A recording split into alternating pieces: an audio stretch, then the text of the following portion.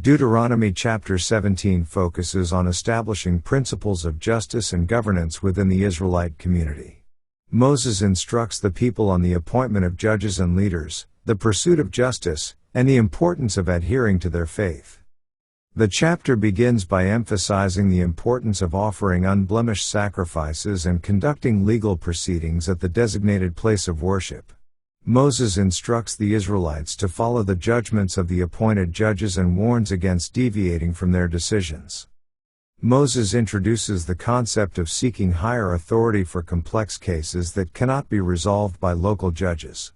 He instructs the people to approach the Levitical priests and the judge serving at that time to make a final decision. This structure ensures fairness and consistency in legal matters. The chapter addresses the establishment of a king, should the Israelites desire one. Moses provides guidelines for the king's conduct, highlighting the need for humility, adherence to God's laws, and avoidance of material excess. This directive aims to prevent the king from becoming autocratic and encourages the preservation of the covenant. Moses also cautions against idolatry, instructing that anyone engaging in such practices should be investigated thoroughly.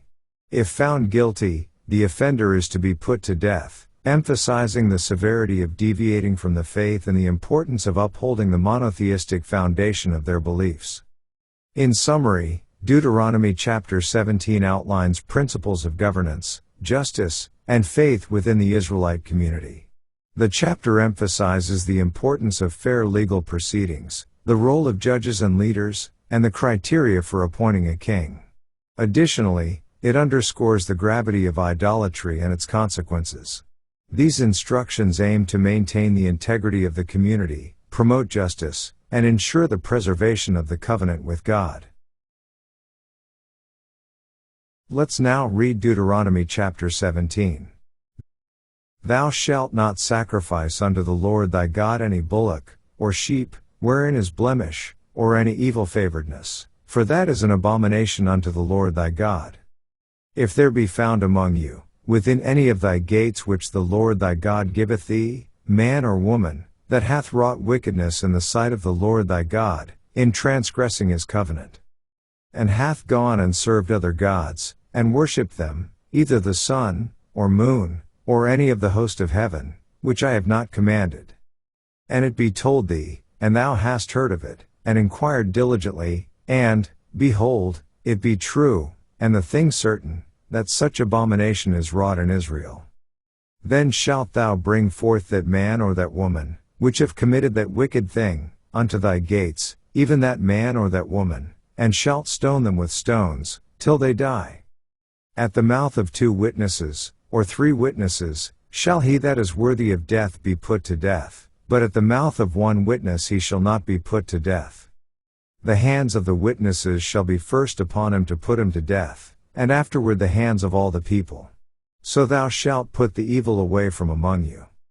If there arise a matter too hard for thee in judgment, between blood and blood, between plea and plea, and between stroke and stroke, being matters of controversy within thy gates, then shalt thou arise, and get thee up into the place which the Lord thy God shall choose. And thou shalt come unto the priests the Levites, and unto the judge that shall be in those days, and inquire, and they shall show thee the sentence of judgment. And thou shalt do according to the sentence, which they of that place which the Lord shall choose shall show thee, and thou shalt observe to do according to all that they inform thee. According to the sentence of the law which they shall teach thee, and according to the judgment which they shall tell thee, thou shalt do. Thou shalt not decline from the sentence which they shall show thee, to the right hand, nor to the left. And the man that will do presumptuously, and will not hearken unto the priest that standeth to minister there before the Lord thy God, or unto the judge, even that man shall die, and thou shalt put away the evil from Israel. And all the people shall hear, and fear, and do no more presumptuously. When thou art come unto the land which the Lord thy God giveth thee, and shalt possess it, and shalt dwell therein, and shalt say, I will set a king over me, like as all the nations that are about me. Thou shalt in any wise set him king over thee, whom the Lord thy God shall choose. One from among thy brethren shalt thou set king over thee. Thou mayest not set a stranger over thee, which is not thy brother, but he shall not multiply horses to himself, nor cause the people to return to Egypt, to the end that he should multiply horses, for as much as the Lord hath said unto you, ye shall henceforth return no more that way. Neither shall he multiply wives to himself, that his heart turn not away, neither shall he greatly multiply to himself silver and gold. And it shall be, when he sitteth upon the throne of his kingdom, that he shall write him a copy of this law in a book out of that which is before the priests the Levites. And it shall be with him, and he shall read therein all the days of his life, that he may learn to fear the Lord his God, to keep all the words of this law and these statutes, to do them. That his heart be not lifted up above his brethren, and that he turn not aside from the commandment, to the right hand, or to the left, to the end that he may prolong his days in his kingdom, he, and his children, in the midst of Israel.